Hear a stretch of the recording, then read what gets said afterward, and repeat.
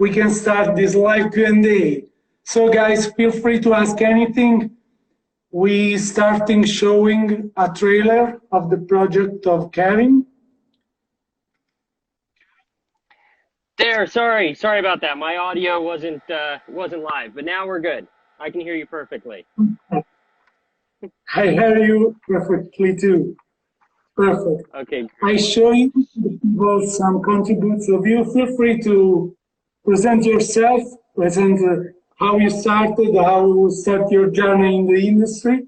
And next we take a look on your awesome project you was DP. Okay? Yeah, absolutely.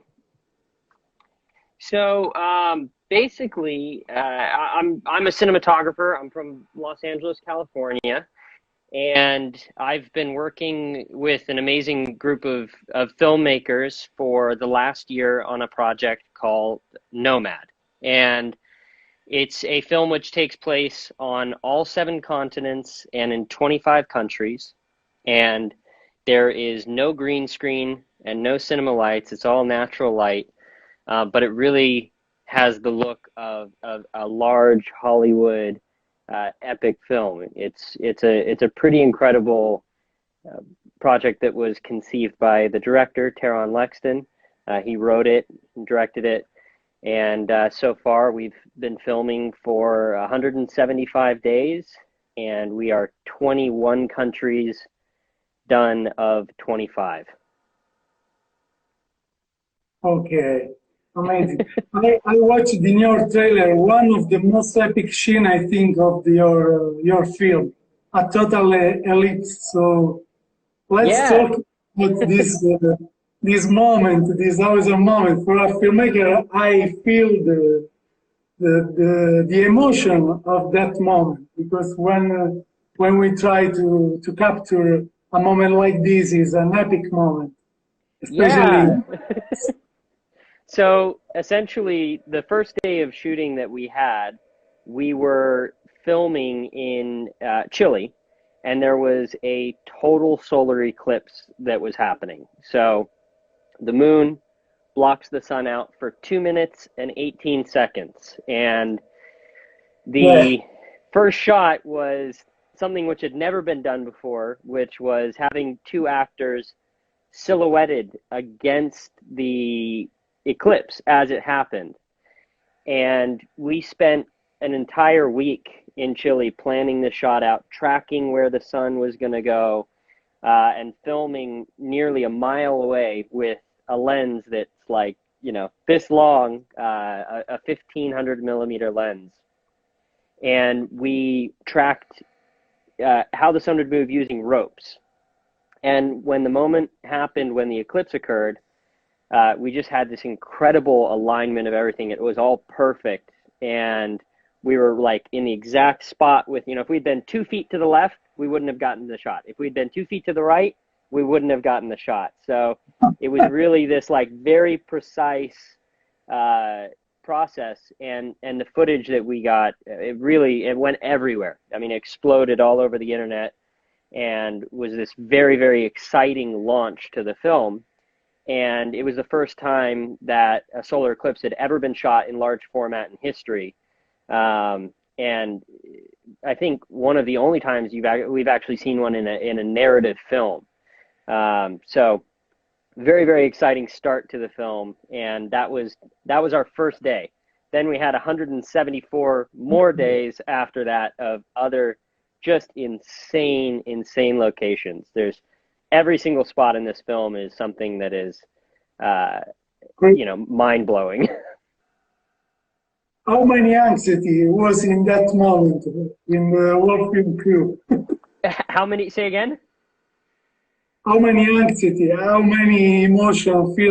Emotion strong in that moment to. It was beautiful. It was my favorite moment as a cinematographer that I have ever had in my life. I mean, every person on the crew, people were crying, myself included. It was like this really, it was such a relief because we were so afraid that something could go wrong. You only have one shot. There's only one eclipse that's going to happen in that entire year or a year and a half. And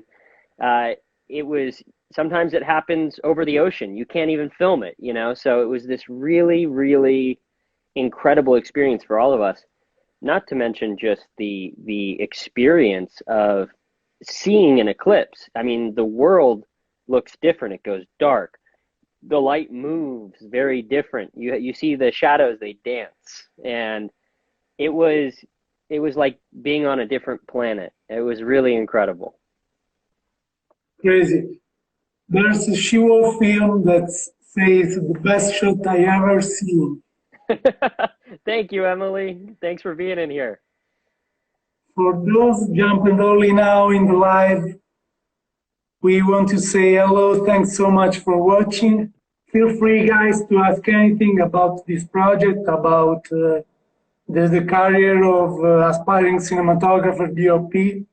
Kevin want to reply for 1 hour or more to any kind of questions. So, guys, feel free. I am trying to scrub some comment and pin someone. I'm not able to put images and video, bro. I'm sorry for that. I Oh, don't that's know. totally fine. Totally fine. It's yeah, if anyone has any questions about, we're talking about Nomad the film, which is a indie film shot on all 7 continents, 25 countries. If you have any questions about the filmmaking process, filmmaking in general, there's a little button where you can submit questions to Emanuele, and he can see them and put them up on the screen. So we'll try to answer as many as we can.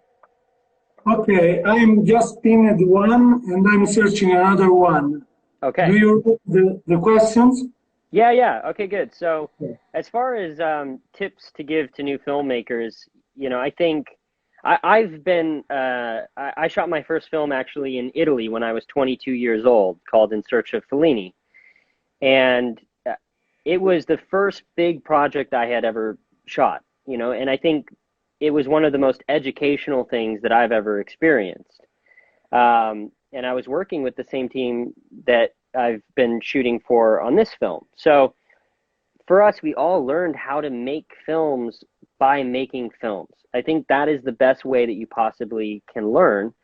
So for me, I studied as I was on set. I would read books. I would learn about lighting from online videos and books that had been recommended to me by friends and things like that.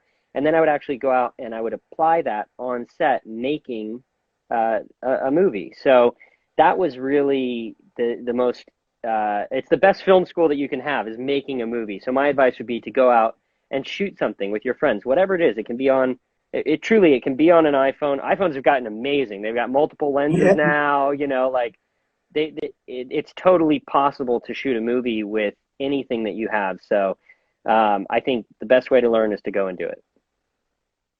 Okay, there's a lot of questions how to become a DOP cinematographer, a start a career like you. If you want to add more information about your career, the struggle, the steps you did to jump in this point of your career. Yeah, certainly. So I got into cinematography around the age of 18.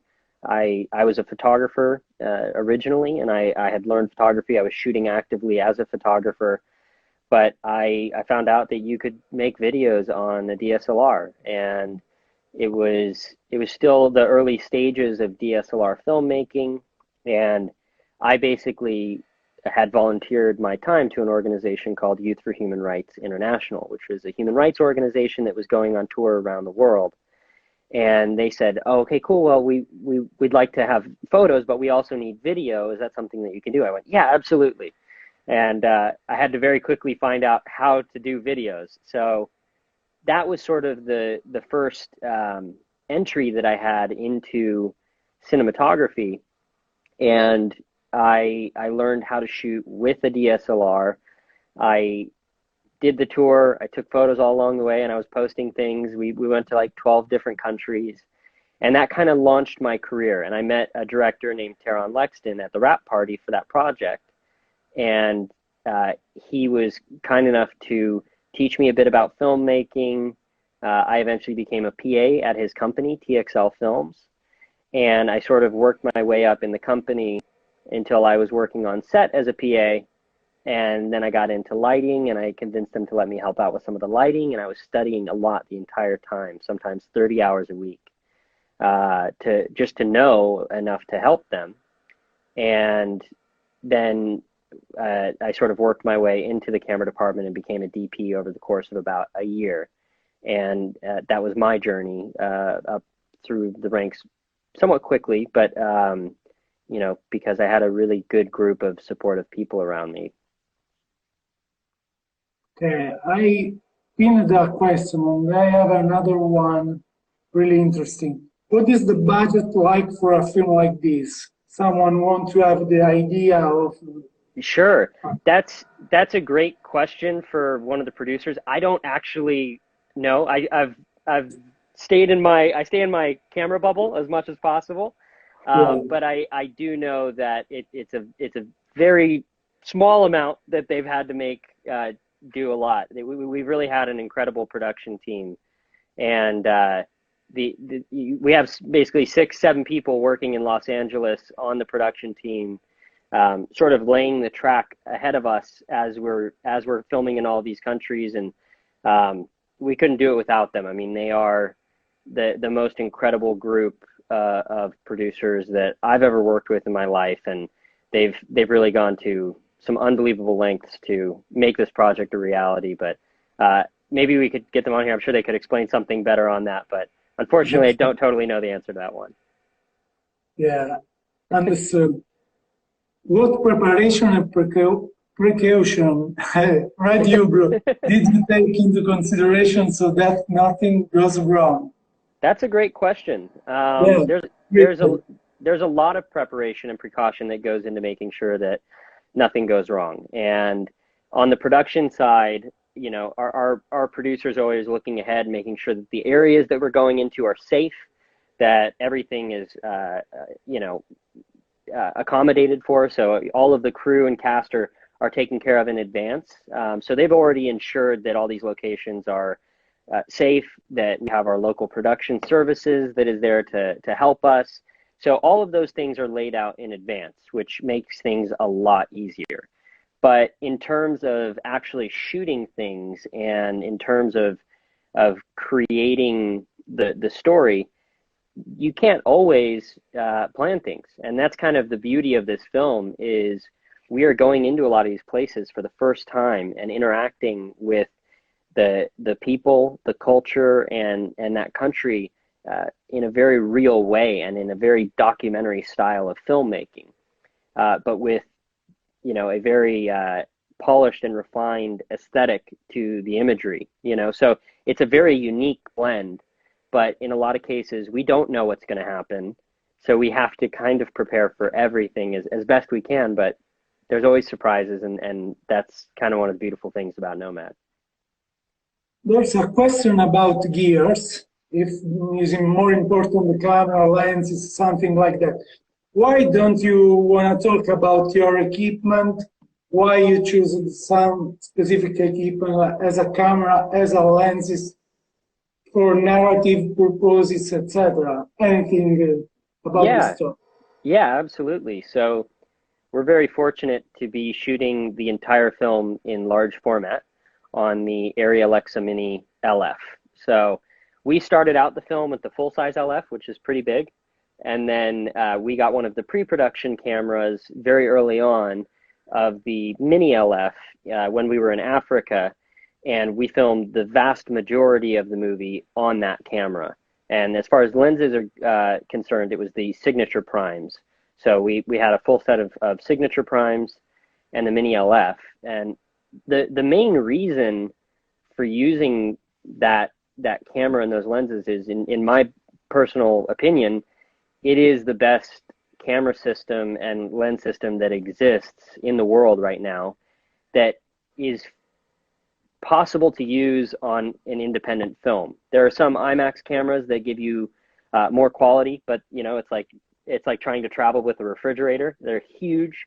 There's the Alexa 65, which is a little bit of a bigger sensor, but that's also massive. It's a huge camera. It's really too big to travel with. So in terms of anything that's even close in size, the Mini LF is the highest image quality that I could possibly find anywhere in the world. And those lenses are amazing. I mean, they're just these beautiful, beautiful aesthetic. They're very clean. They're very sharp.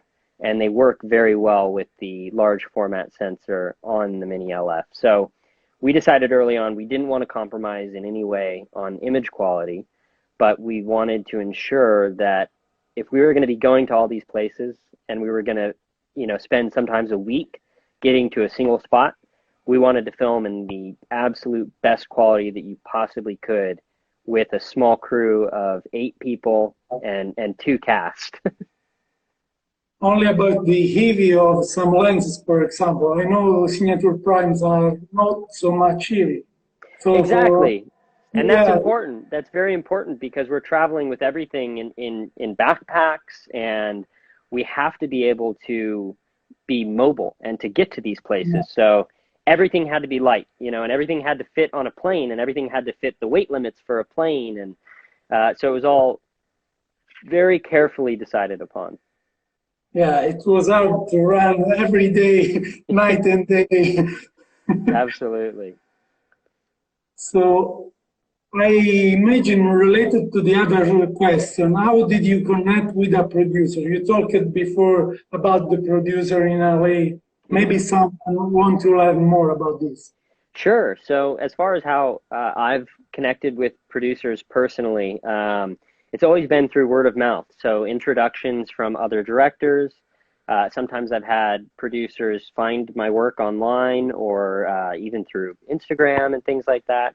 So I think the biggest way I would have to say is through personal introductions. So having somebody introduce me to a producer and then I end up working with them. But in this scenario, I had been working with the producers on this film since I was a teenager, and I was running coffee to set and I was editing in the rooms and assistant editing and things like that. So they had seen me kind of progress in my career. And when I got to the point where I was kind of ready to start shooting some things, they were very supportive in that and were willing to kind of take a chance. And we did our first film together, and that was in Italy, and now we're doing this together. Yeah, and I saw also your website. Apart from this project, you have really an Thank you so awesome, much. yeah, good taste. It seems Really. like Italian taste, espresso. Thank you so much. Thank you. I'm just kidding. Uh, I pinned another one question Yeah. about also, I think about also in this moment, in this period, so many people has this Yeah, struggle. absolutely. So, Amber's asked, how can we keep motivated about filmmaking when you feel like giving up? And I think it's a great question. Obviously right now everybody is staying inside, hopefully, and we do have the COVID-19 is hopefully going to be under control soon, and but it is difficult. You all of the film productions that we know of have shut down. Things are on pause in the industry, and I know there are a lot of people who are finding it difficult to stay motivated. But I think the truth of the matter is things are going to open back up. The world is going to get back to work, and it's going to happen sooner than people think. And I think it's important to take time to, spend your time with family if you can, to improve yourselves in any way that you can is great. For me personally, I have to stay busy. I can't not stay busy. So I'm trying to work as much as I can. I'm trying to study up on things that I was not able to before because I was always working. And A lot of networking. yeah, absolutely. And it's very fortunate that we're even able to have this conversation because I think normally we might not because we're out working in the world. And I know you've got a kid at home. It's not like you have all the time in the world. Don't nothing. Please, I have 1 hour to don't say. But it's nice that we have a little bit of time to actually work on the things that maybe we otherwise wouldn't. So I think if you're not feeling motivated, the best thing that you can do sometimes is to just jump in and do something productive, even if it's a small thing. You know, for me, I work out every day with my trainer over FaceTime, just like this. And then I'm trying to network as much as I can, and I'm trying to do Q&As and things like this and interact with as many people as possible. So it's actually been very fun for me because I've been staying somewhat productive. So that would be my answer to that. This is so beautiful because passionate people brings a lot of positive vibes. I'm so happy to have you today with us. Oh, thank Really, you, and it's my pleasure. I appreciate you hosting this. I pinned another one question, and I'm seeing a lot of good questions. Yeah. So Okay, feel free, guys, yeah, so how do you to approach drop filming your a documentary? How is it different from your approach towards a narrative film? So both myself and Taron, the director of this film, we both come from a documentary background, actually. And the first project that I ever did that I met him was documentary. So I think the approach to documentary and narrative is very different. You know, a documentary, you're going in, you're finding the story as you shoot it a lot of times. So the story is happening, and you just have to capture it. And a lot of the creation of the story happens in editing.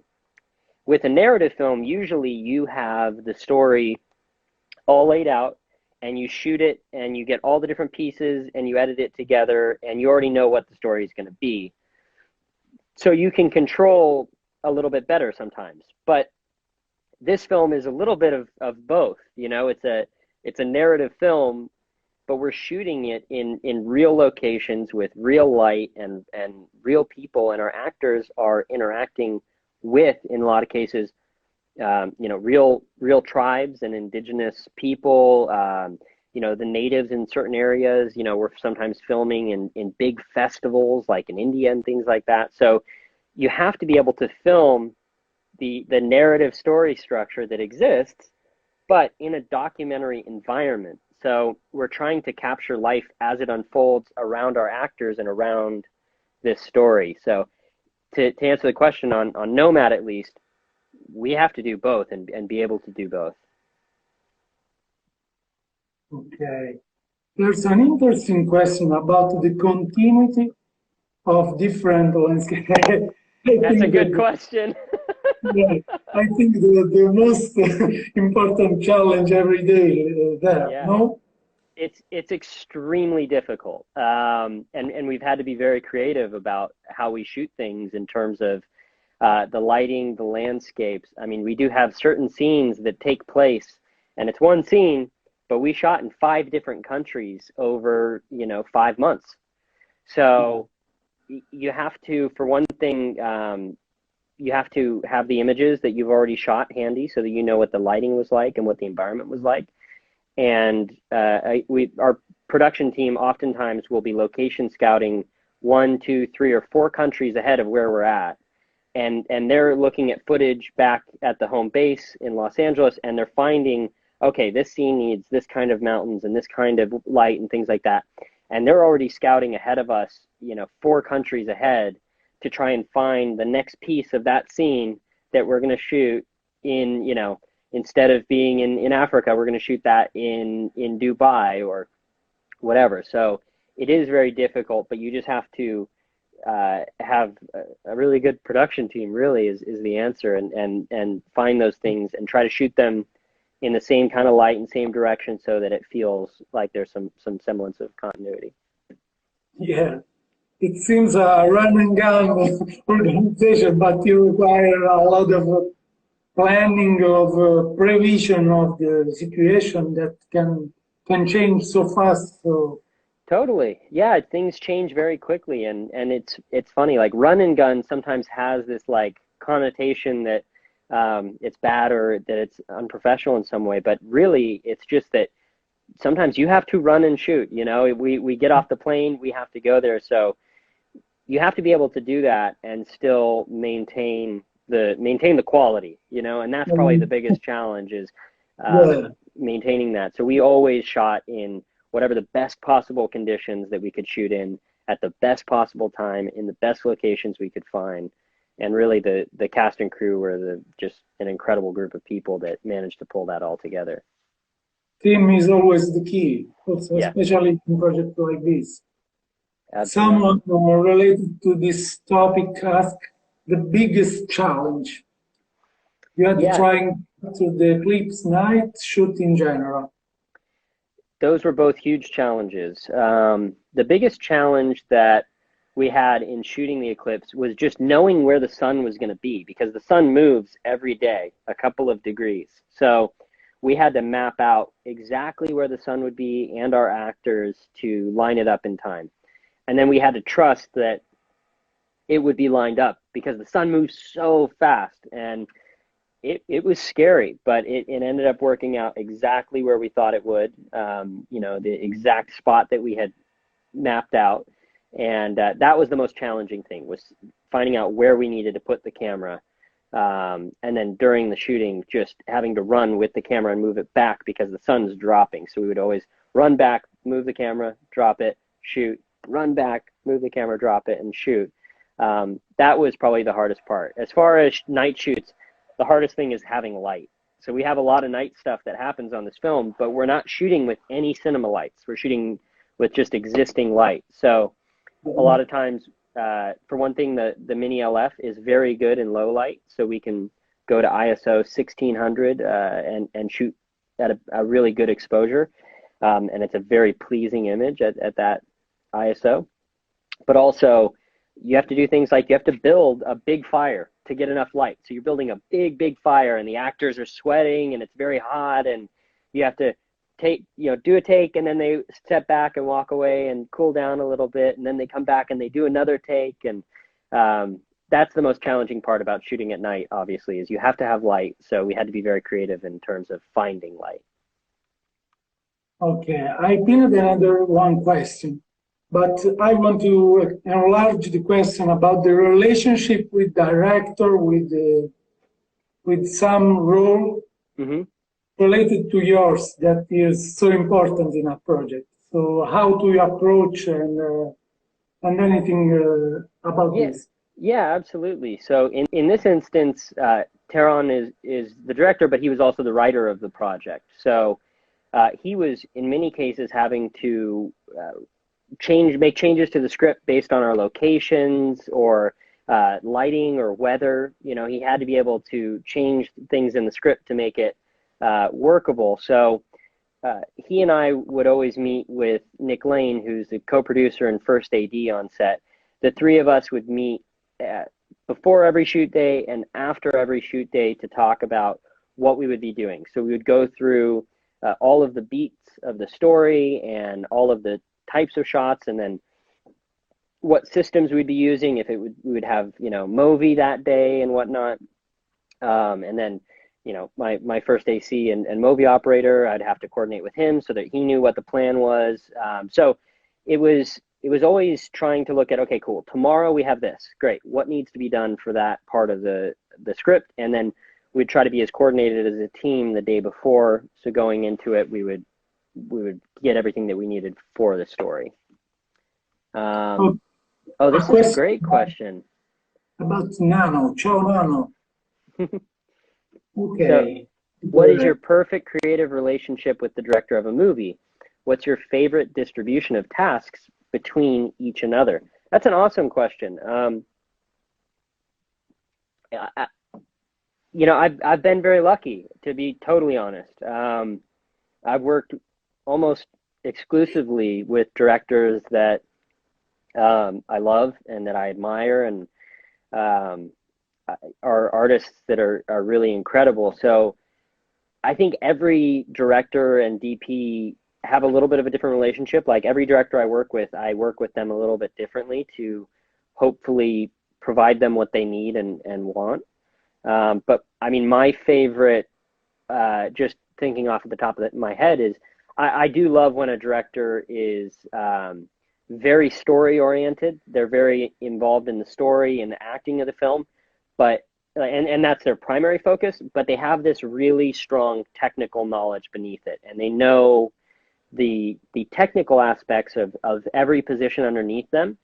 They don't have to be a professional in each of those, but they the directors that know each department very well and what they can do and can do, in many cases, some of the functions of those things, I find that that is always so fun to work with because Taron, for example, has a very strong background in camera. He was a cinematographer when he was coming up as a director, and a lot of times he would shoot and direct earlier on. So it's interesting to work with him because he has such a vast knowledge of cinematography that we can really dive into that. But he's also very, very, very involved in the story. So it's exciting to have that blend and to work with directors who know all of the different parts of making a film. Okay, that was all right. So can you tell us about how to choose between camera transition and post-production? I noticed many questions about post-production, color grading, the coherence, the shots. Sure.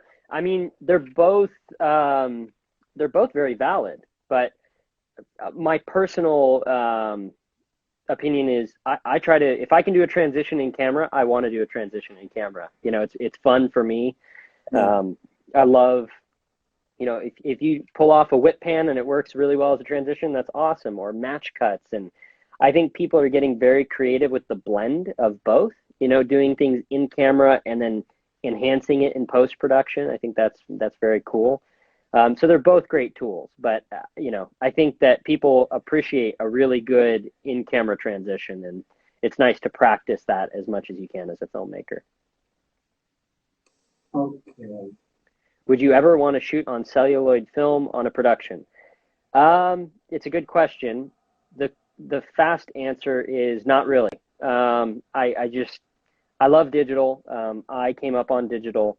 I know some people who shoot incredible things on film, but I didn't come up with that. I shoot stills a lot on film, and I enjoy the process of that. I do some large format photography and stuff, and I really enjoy that. But it's more of a personal thing, you know. There's not a whole production of people counting on that thing. So I like to be able to review footage on set. I like being able to know for a fact that we got things, you know, if there was the right movie and a director really wanted to, as part of the process, shoot on film, then I would definitely look at that and you know, do some testing and things like that. But I don't know. I think I'm quite happy with my digital world now. I think it's awesome. Yeah, I agree with you. More flexible. Absolutely. And what's been your favorite experience as a cinematographer? If you want, you can talk also about other kind of work you usually do. Yeah, absolutely. I mean, I think traveling is a huge passion of mine. Meeting people in other countries. I think being a cinematographer is a gift in that we oftentimes are working with lots of different people. You know, I think commercially it was really cool. I did an ad with a director named Sophia Banks for Kylie and Kendall Jenner, and we saw that up on the big screens in Times Square. So for me, that was like a really cool experience commercially.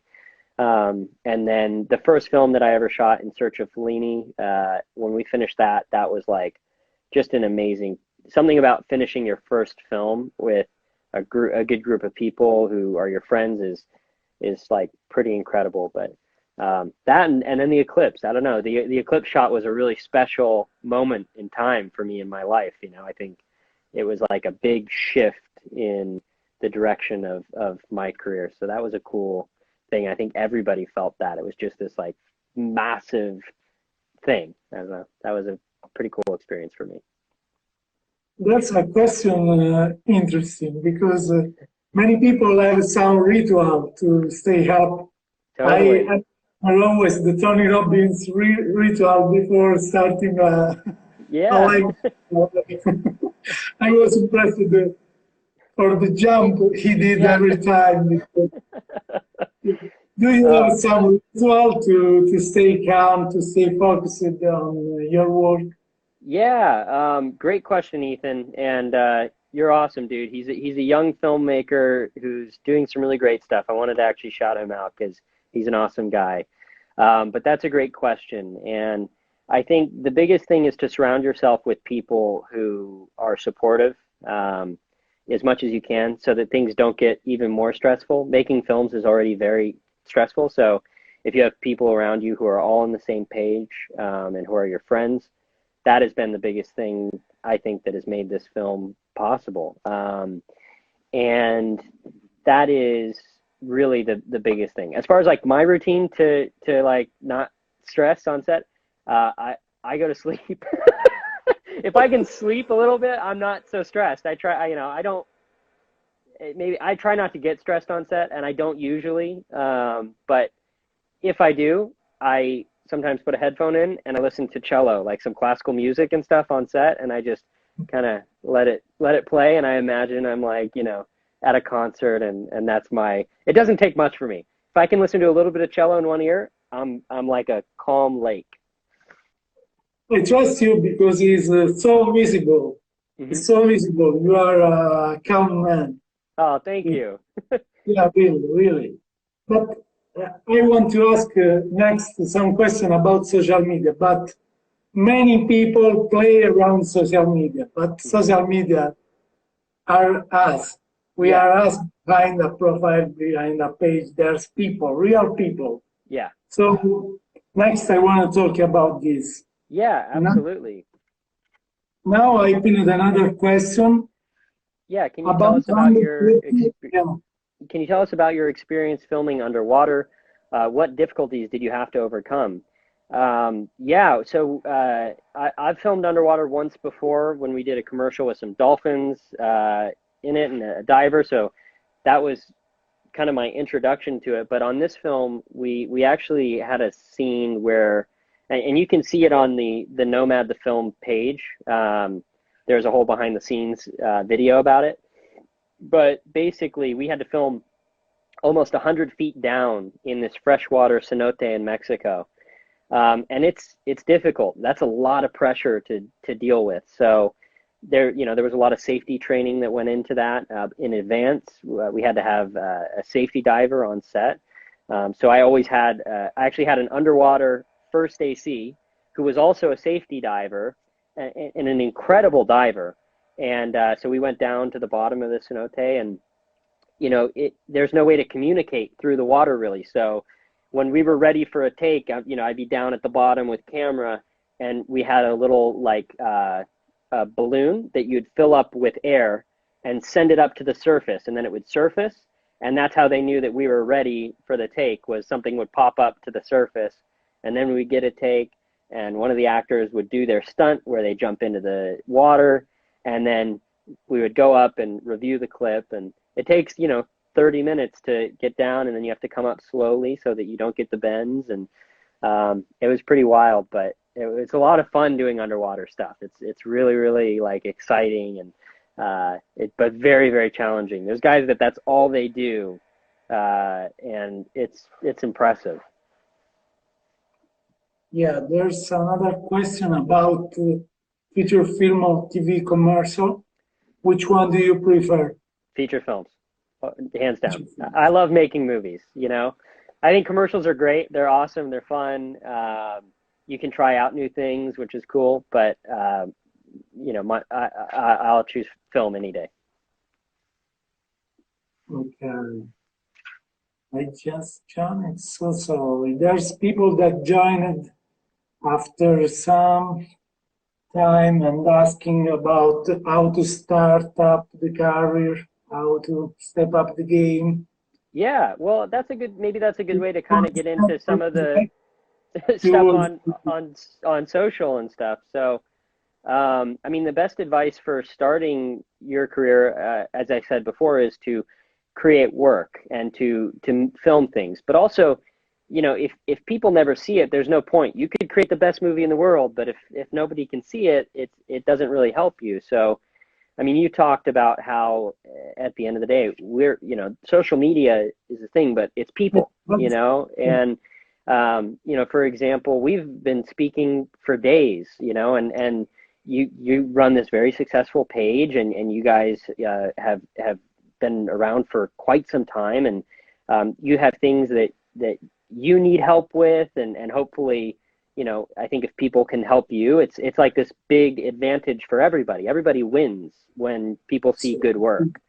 You know, I'm sure that you spend a lot of time out of your day going, I wish I could find something that's cool so I can post this and share it with people. And, you know, once you find something that's good, you want to share it. So I think that's probably the most amazing thing about social media is that if you do good work, you can get it out there and you can show people and you can create it. But you have to communicate with people and you have to be willing to talk to others and to, you know, promote your work in some way. And that's a great way to start your career, whether that's travel, making, you know, travel films, which are awesome. And like that's exploded over the past couple of years, or if you're making films or commercials, you know, I think you have to make your work known in some way.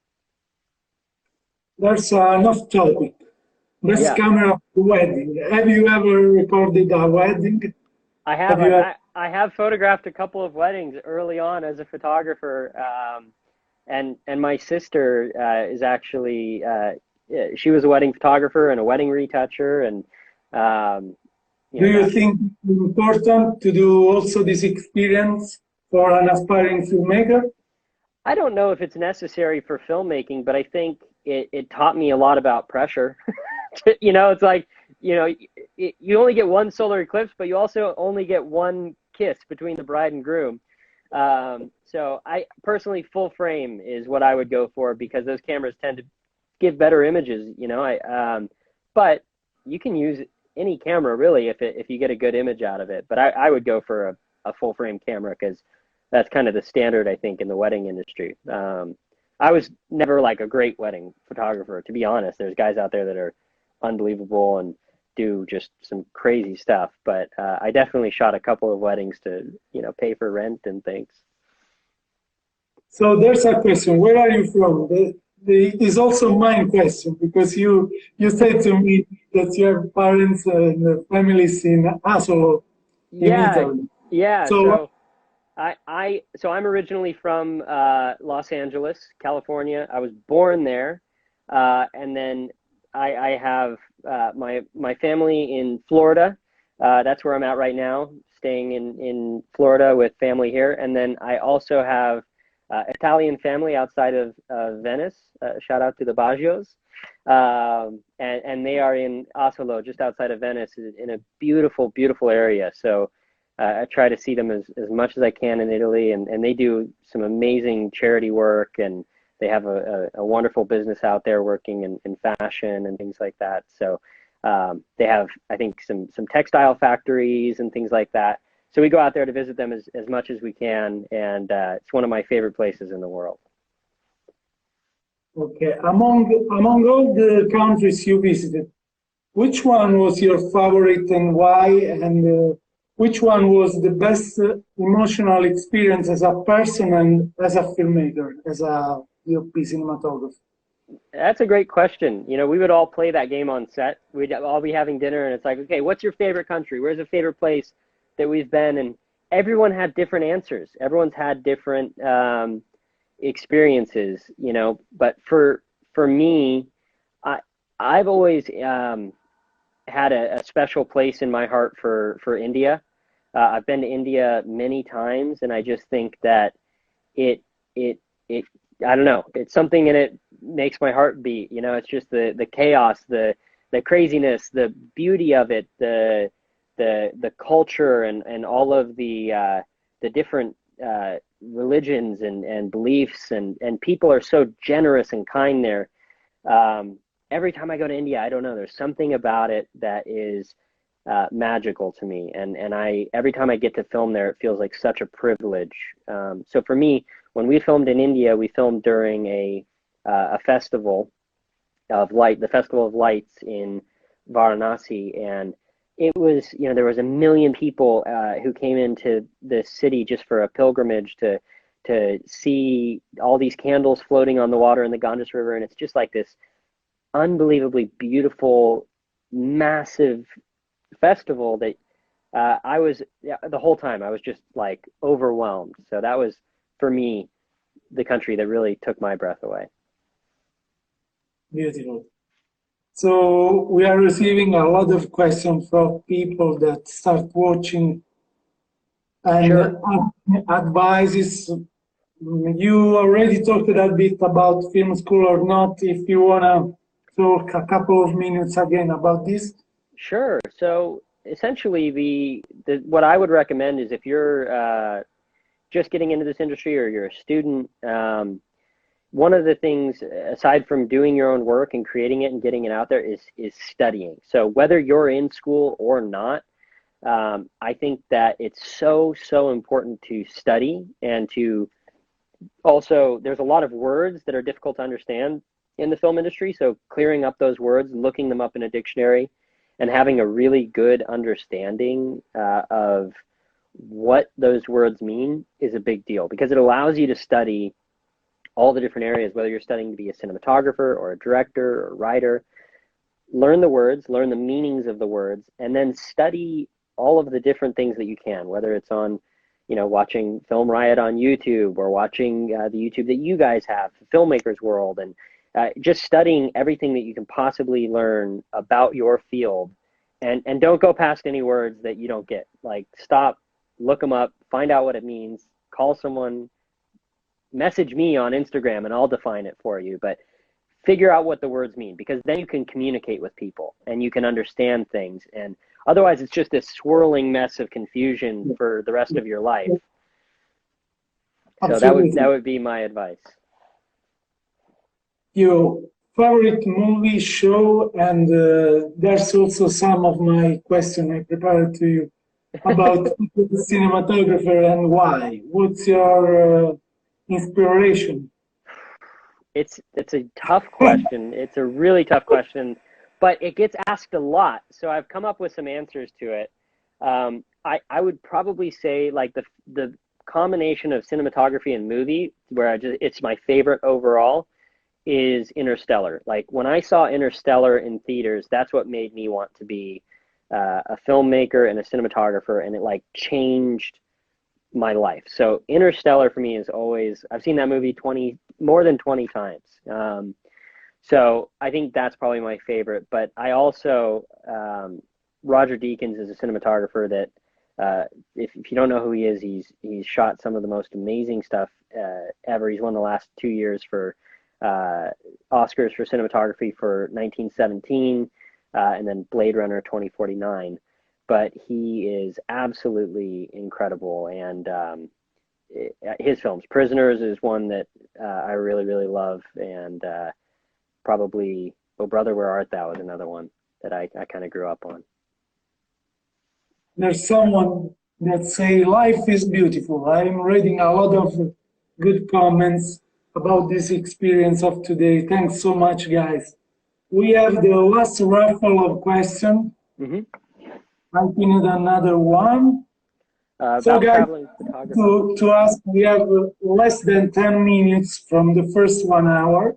So I think Plan what you shoot or just randomly shoot whatever and then decide what to do with you, footage. you already said something about this, but Yeah, so we always plan as much as we can to shoot. So when we're going into a location, we're always looking at the script and what can we shoot in an area. So we're planning out everything that we possibly can. But if something crazy happens, like a rhino wanders through set, or you have an impala, running across the field, or sometimes we had snakes that would come through set, cobras and things. You film everything that you can because you can use those things a lot of times in the edit. So we plan as much as we possibly can for any area, but we also shoot anything that is possible that might be helpful. okay. There's other question about film school. I think we replied a lot about this. Yeah. I'm seeing a lot of greetings, and man, we have few minutes. If you wanna say something, Okay, two I more. see a couple. So two must-read books on cinematography. That's a tough one. I would probably say Behind the Lens by Jay Holden is a really stellar one. Jay is a close friend of mine. I actually did a short film with him when I was a little kid and I was an actor, and that's how I met Jay when I was like 12 years old. The first Q&A was with Jay Oldman. Oh my He, gosh, amazing. Yeah, Jay yeah, is a very gracious man, and has a lot of wonderful information. So his book, Behind the Lens, is great. I love that one. And then more specific to cinematography, probably Cinematography Theory and Practice by Blaine Brown is a really great one. okay. There's a question specific. Yeah, I knew that you filmed with Destry Spielberg. How was that? Yes, that's true. I did a short film recently with Steven Spielberg's daughter, Destry, who's an up-and-coming female director. Really, really incredibly talented and just a lovely person to work with. So we shot a short film called Rosie. I don't know if it's out yet. I think it's still doing the festival circuit, but I'll post up some behind the scenes and some stills from that pretty soon so that people can see that. But yeah, it was an awesome experience. She's lovely and a pleasure to work with. Yeah, there's one funny shout out to Jay Oldman again. Hey Dan, how you doing, man? I share with him after this live. So Absolutely. guys, I think we replied to anyone, bro. Yeah, Uh, absolutely. And thank you so much for hosting this and for having me on. And you know, if anyone wants to see a little bit more here, let me see. Am I able to turn my camera on? Oh, okay, yeah. So this is the film. You've posted something up on it, but for anyone who's watching, that's Nomad the film, and you can see all sorts of cool behind the scenes, and we're doing some cool like 360 stuff because you said it was cool. So boom, doing some of that, and you can see all sorts of behind the scenes and stuff from the film right there. Somebody said, yeah, can you say the name of the books again, please? Behind the Lens by Jay Holden and Cinematography Theory and Practice by Blaine Brown. okay.